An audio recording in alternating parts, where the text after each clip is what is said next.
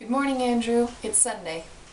I saw VeggieTales live last weekend, and it was really fun because my sister's awesome, and she pretty much took her two youngest children and me.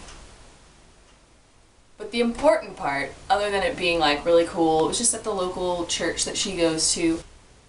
I want to be a VeggieTales dancer because it would be really fun.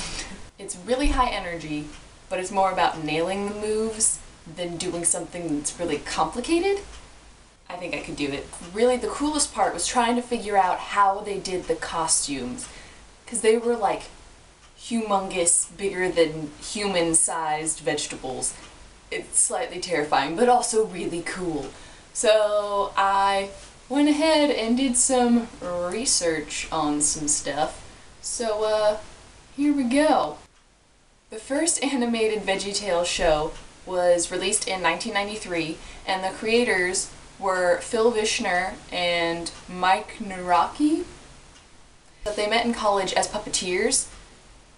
One of them also dabbled in animation, and they eventually came up with this idea of moral kids cartoons that kids would actually want to watch. They bonded over the Muppets and Mel Brooks and Monty Python. That's like the polar opposite of VeggieTales in my opinion. But back to VeggieTales Live now. The costumes, as it turns out, were designed by Michael Curry, who is a Tony Award-winning costume designer, known for a little thing called Lion King. What? There's links in the doobly-doo. It's crazy, it's so cool. His website is really neat, it's full of pictures, and I love pictures. But I also found out, specifically for VeggieTales, they are inflated and they have movable eyes and mouths. So I'm pretty sure that they deflate except for the eyes. The eyes are like humongous. The costumes are like about 45 pounds, and the people who play the veggies have to dance around in them, literally. They're like bouncing around the whole time and spinning and stuff. And if you look closely at the costumes, you're like, why is part of the costume all shiny and different fabric? And then you realize, oh right, whoever's underneath has to be able to see. Larry, the cucumber, was 9 feet tall, and Bob the tomato was 5 feet in diameter. They were gigantically huge vegetables. I don't know how they cue it. Some of it must be synced with the music, but because of the show that I saw where the veggies interacted with humans who had lines, I feel like somebody had to sit there and hit a go button every time they had to respond. And it's actually a really simple idea as well.